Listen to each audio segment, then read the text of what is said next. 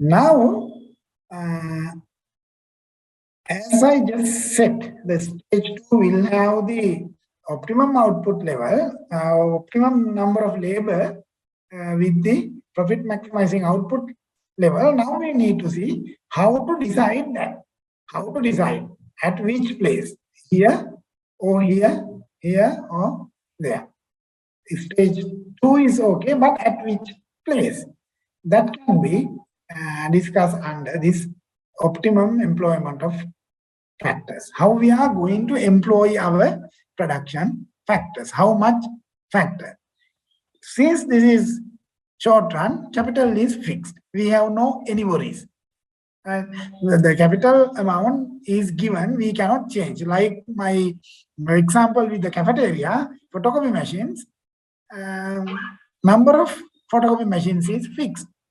So we have nothing to worry about that because already we have bought them as fixed inputs. But number of labor, how to decide whether to use 1, 2, 3 or 10 or 15? For that, we need another concept called marginal revenue product or MRP, marginal revenue product. It is, if you look at here, I have defined marginal revenue of product equal to marginal product multiplied by marginal revenue. Marginal product, that is physical concept. How much that we are going to produce, physical number of output units. Marginal revenue, that is the value of your output. Marginal revenue means value for your next unit. When we increase one more labor unit, what is the adding to the total output, which is known as MTL. In this case, marginal revenue means what is the revenue adding to the total revenue?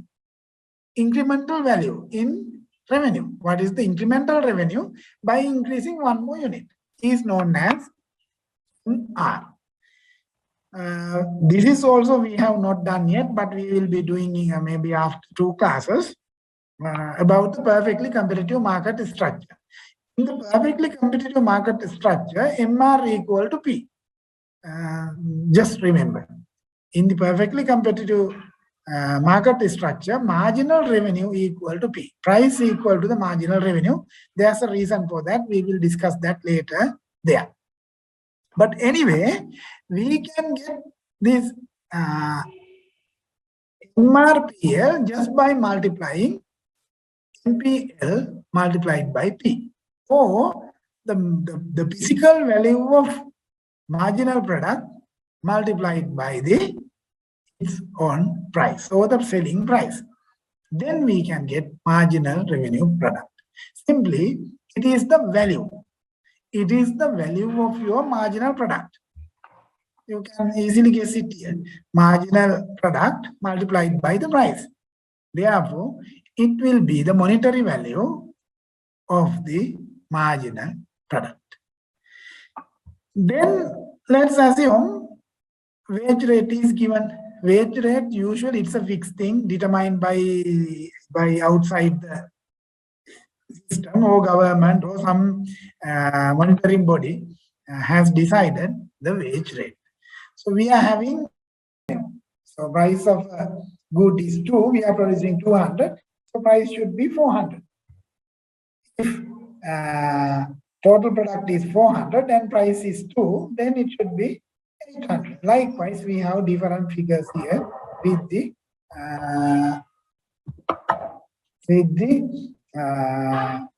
total value of the output.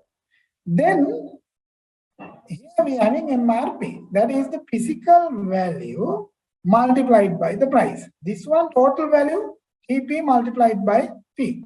Here we are getting MP multiplied by P. Then we get the marginal revenue product or the monetary value of the physical product, marginal physical product. So that is 2 multiplied by 200, 400 and 2 multiplied by 50, we are getting 100. Right? Likewise, how we got here by multiplying the NP with P. Then wage rate is given as 100. Wage rate is given as 100. If it is given as 100, what is the optimum number of labor unit in this case? Optimum number of labor units in this production process. Let's say this is our photocopy example. So this one I need an answer, right? Otherwise, I'm not sure whether you have understood what I'm telling. Let's say Samir, 054. Samir, are you there? Samir, 054. I'm just checking the attendance. 65. Sahani. Sahani, are you there? Nipuni? Okay. In fact, that is the answer I was expecting. So if you really do not understand, please let me know. So this is some of the disadvantage that we are having in the Zoom teaching, because we have no any idea whether you are understanding, whether you are not understanding, and we cannot see anyone. So therefore, it is really difficult to gauge the pace. This is why I ask you, tell me if you don't understand. Otherwise, I think that everyone perfectly understand or nicely understand, then I can move fast.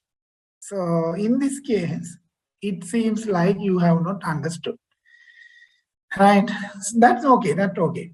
So if I want to explain again what I was telling, now our objective is to determine the optimum labor rate. Right? We may employ. So let's think I am the owner of our photocopy machine center in the cafeteria, or communication center in the cafeteria, where I am having 3 photocopy machines. So that is given because we are working in the short run. So number of photocopy machines are given as we are working in the short run. Then I am the owner. Now I need to decide how much of labor I should employ. Whether it is 1 worker for 3 photocopy machines, 2 workers for 3 photocopy machines, or 4 workers, or 10 workers even. We can have 10 workers. Right? So how we can decide? How we can decide how many labors that we need to employ? To make the decision, we have given one nice rule. This one. MRP equal to W. Simply it says value of your marginal product, monetary value of your marginal product, because MRP equal to MPL multiplied by P, marginal physical product multiplied by price. Then we get marginal revenue product. The value of your marginal product equal to the value of the 1 labor unit, because to get that amount of output, we have spent 1 more labor unit. At the place where we get this equilibrium, where marginal revenue product equal to W, or value of the physical unit equal to the value of the cost of 1 labor. Then we say that is the optimum level of labor employment. There's a reason for that, because we cannot increase our profit more than that. If you are producing anything less than this amount, then you can increase further and increase your profit.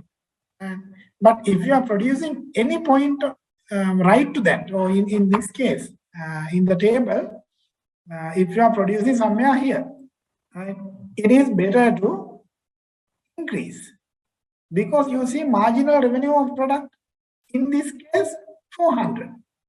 How much we need to spend to get this 400? 1 labor unit. 1 labor unit multiplied by 100. So it will be 100. To get 400, we are spending 100. So it's a good thing, right? It's a good thing that we should continue. Let's move one more unit.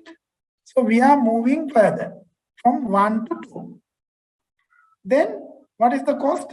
One more labor unit means 100 again. And this is the monetary value of your output. This is the monetary value of your input. It is 100 because one labor unit, but we are getting 166. So it is better to go for that. Not to stop here, because when you spend one more 100, you are getting 166. So we are getting some additional profit to the total profit. Let's move one more unit. It is cost will be still 100. We are spending 100 rupees, but our gain is 134. So what do you think? Should we go for that? Should I employ 3 workers? The simple answer, yes, because I put 3 workers in the communication center, that third one will generate 134. Monetary value is 134, but the money that I am paying him or her is 100. So I am getting my profit increase, further increase. And we will put the fourth one. Then what happens? My cost is 100. For that unit also, I am paying 100. Then my gain also 100. So whatever I spend is getting. Is there any additional profit? Of course not. So with whatever I have spent, I am taking. No profit, no cost. Let's say we are putting one more unit, fifth one. Then what happens? My cost for that labor is 100 because we assume it is fixed. So fixed cost is there, 100 rupees. The wage rate is fixed. So we are increasing to fifth one. My input will be, the cost of my input will be 100. But look at here. What is the gain? It is 94. By increasing one more unit, I will have to bear 100 as my additional cost. My additional gain is 94. Is it worth to do that? What will happen? You will not be getting your profit increase.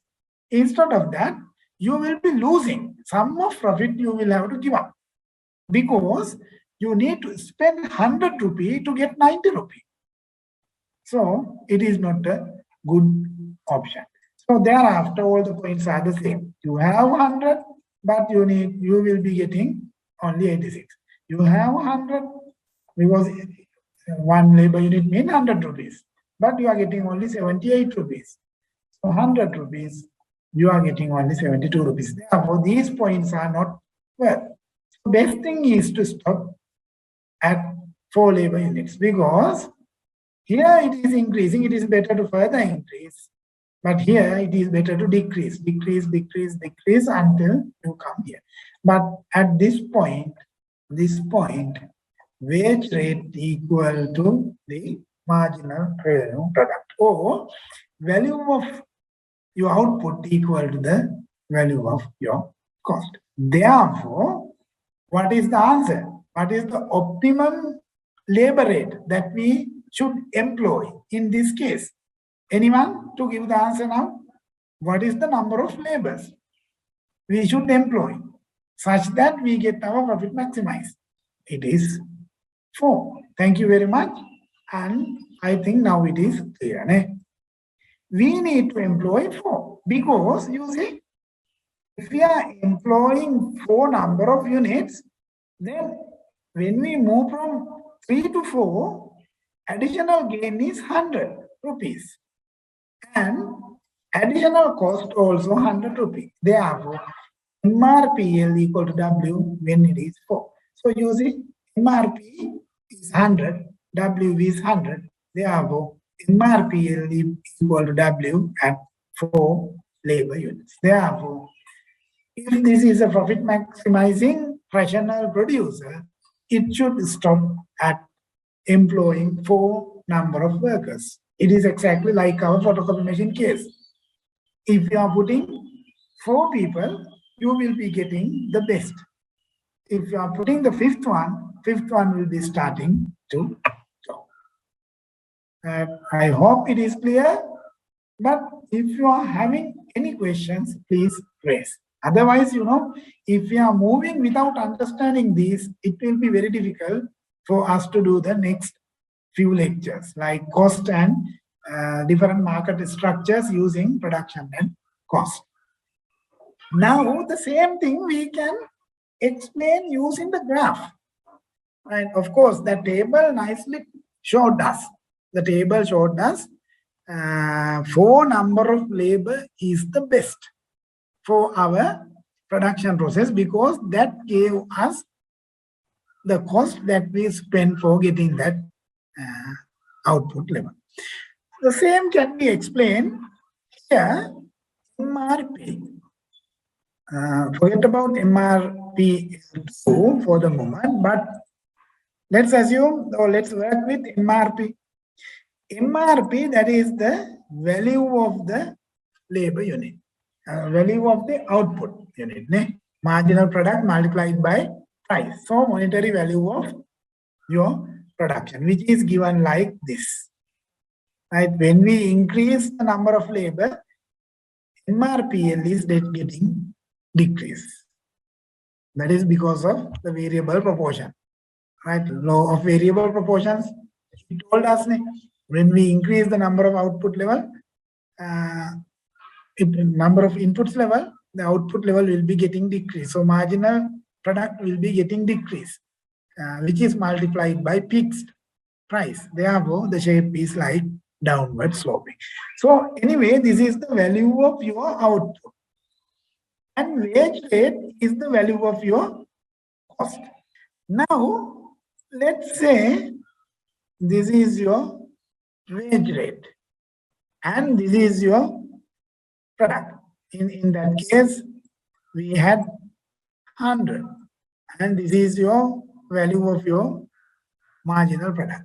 So looking at that, we know at this point we are having MRPL equal to W. So we decide what is our level of input. So in our example, we put that as 4. Right? When wage equal to 100, we are demanding 4 units. Now, let's assume due to some reasons, we increase the wage rate. Like today, in Sri Lanka, we are trying to get the wage rate increase. Wage rate increased to 2. Let's say instead of 100, we put wage rate to 200. Then what happens? In this high wage rate, do the firms demand the same level of inputs? It is not. They will again look at where is the point where this new MRPL equal to W. It was 100, now it is 200. So we need a new place. So what happened? We are deciding at this place. And it may be only 3. So you see, when wage rate increase, simply number of labor units demanded will be decreased. This is a simple thing happens in real economy. When wage rate increase, quantity demanded for labor will be decreased. So here it is moving from L2 to L1. This is one thing happens with labor employment. When the wage rate is increased, amount will be decreased. This is because simply the amount of labor rate we decide based on MRPL equal to W. So when W increase, we need the balance here also. So we see where we are having higher marginal revenue product. Physical value of marginal product should be higher. So we are getting this. But let's assume price increase. What happened? MRPL equal to MPL multiplied by price.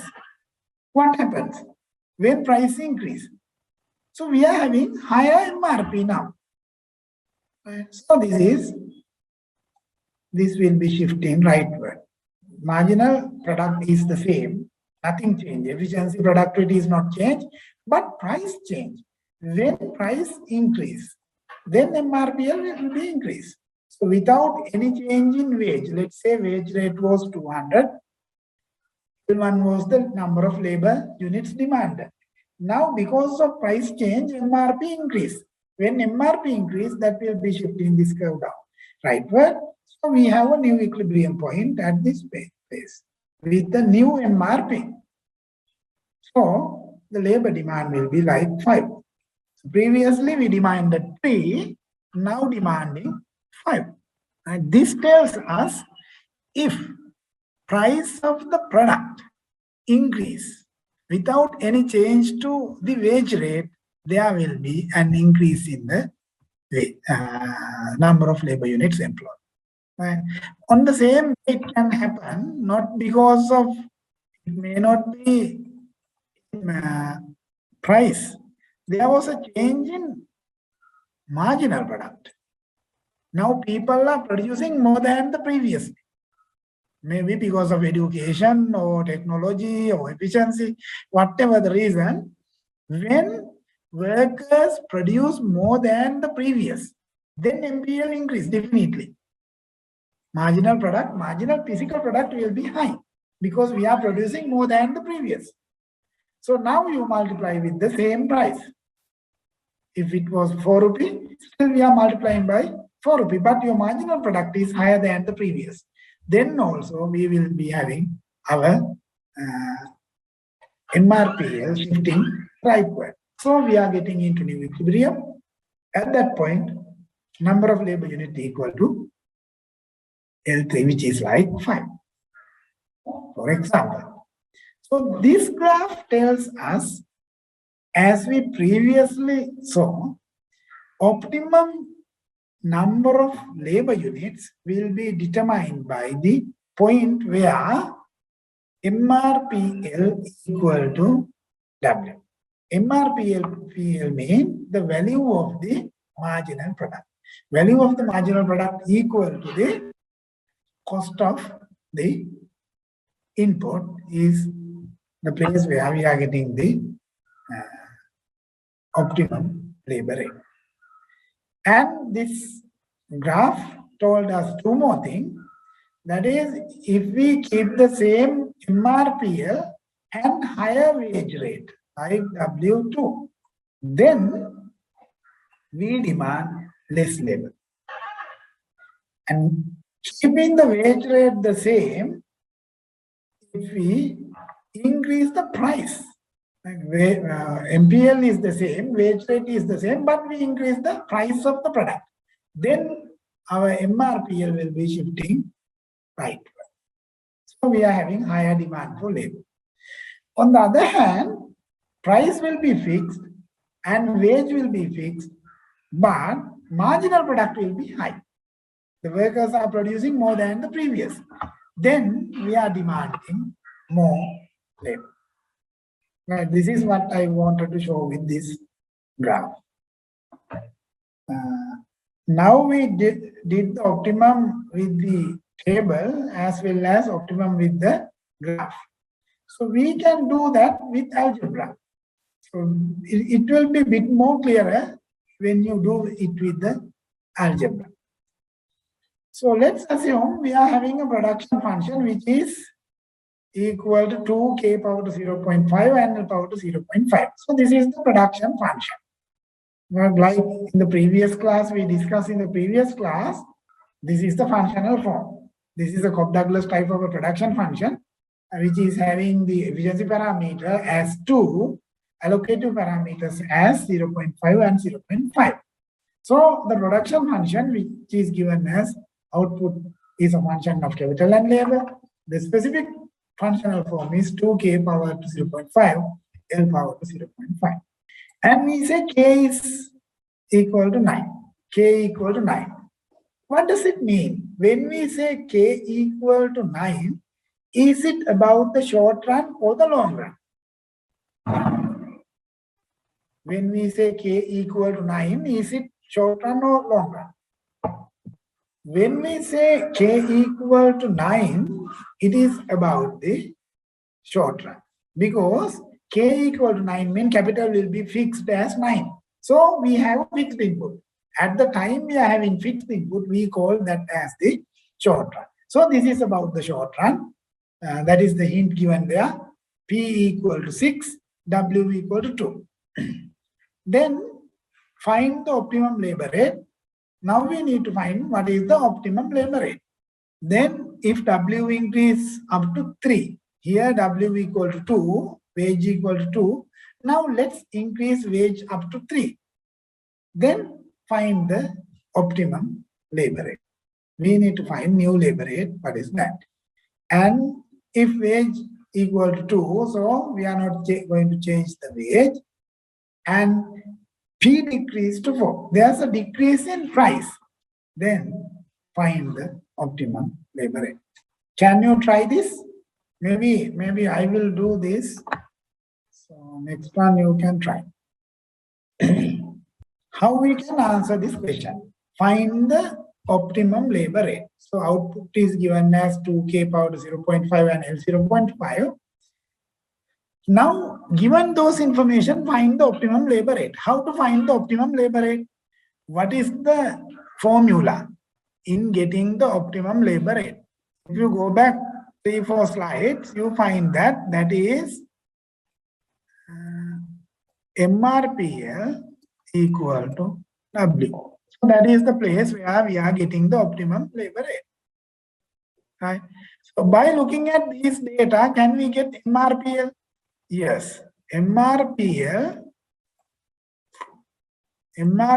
equal to MPL by P.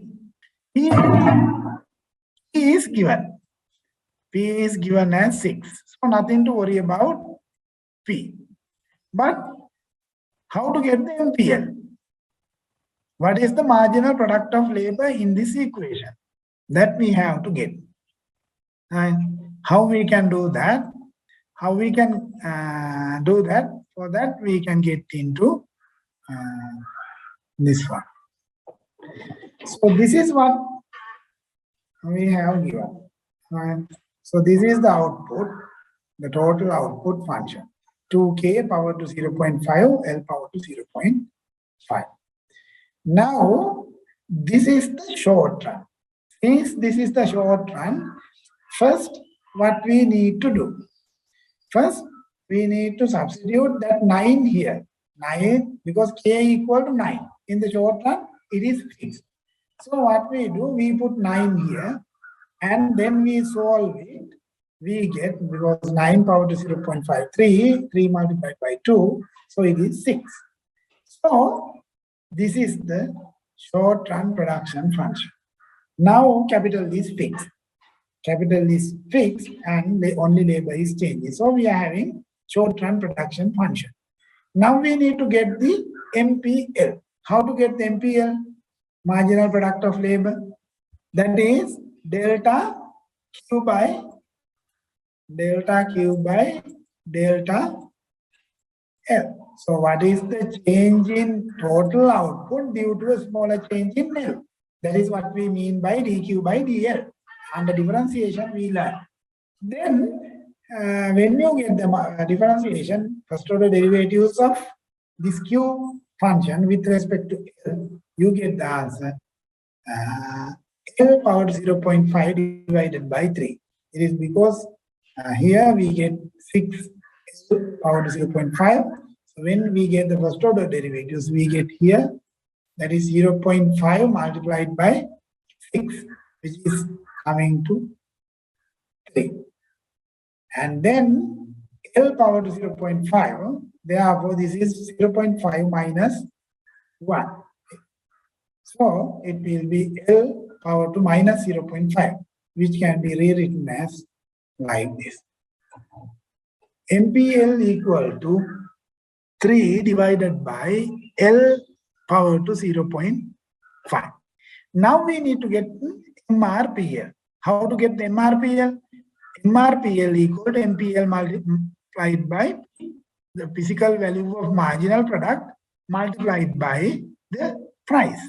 So what we can do, we can multiply this MPL, this one, multiplied by 6. So final answer will be 16 divided by L power to 0.5. So that is the MRPL. Now we need W. W is given previously. It is equal to 2. Therefore, easily we can set the formula MRPL equal to W. So it is 18 divided by L power to 0.5 equal to 2. You can do the, you can get the solution. Right. So then L will be equal to 81. So this says if you are taking here, L will be 81. So wage will be how much? Wage will be 2. Wage will be 2. Price will be 6. If wage equal to 2, price equal to 6, and we are having production function like previously, we will be demanding 81 units of labor. So 81 is the optimum labor unit. Then, second question, if W is increased to 3, what will happen? If W is increased to 3, it is simple again, MPL is not changing, so we are having the MRPL. MRPL is same as previous, it is equal to not 2, now it is 3. MRPL equal to 3. So therefore what we do, we solve this, we will be getting L equal to 36. So this tells us when price increase from 2 to 3. This was 81. Without changing anything with the marginal product or price, there will be a decrease in labor. It will be 36. When wage increase, number of labor demanded decrease from 81 to 30. We can go further. If W equal to 2 and P is decreased to 4, then what is the optimum labor rate? Now wage is equal to 2 and P is decreased to 4. Right here what happens, W will be equal to no change. But price is changing. Price was 6 previously, now it is 4. Therefore, our MRPL is getting affected. Marginal revenue product is getting affected. So MRPL multiplied by P, now MPL is not changing, efficiency is not changing, physical product is the same, only difference, previously it was 6 here. Now we are having 4, price is decreased. Then this is the MRPL, that is 12 divided by L power to 0.5. So now we can set our equation, that is MRPL equal to 2. If you solve, that will become 36. That says, if you are keeping the wage rate and changing price will be shifted there, and in this case, what we did, even we, yes, we change only the price. Therefore, this should be coming to the other way around, like this. Right?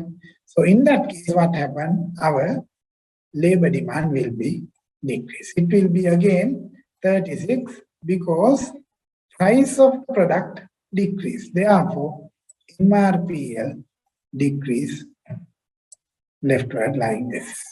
Right. So with this one, we can understand what happened with the thing that we discussed previously. Right. So we are having production function and price and wage, and there are certain changes in price and wage. So we can see the behavior. Right. We determined the optimum labor rate, that is 81. Then we had the change in wage. When change wage increase, quantity decrease. Then when price decrease, again quantity of labor demanded is decrease. Any difficulties in this calculation or understanding? This is very good, because if you do this, you can easily understand the dynamics of this labor and form. Any point, anything you did not get? If no questions, I assume you have understood, then I will have my own questions. Right?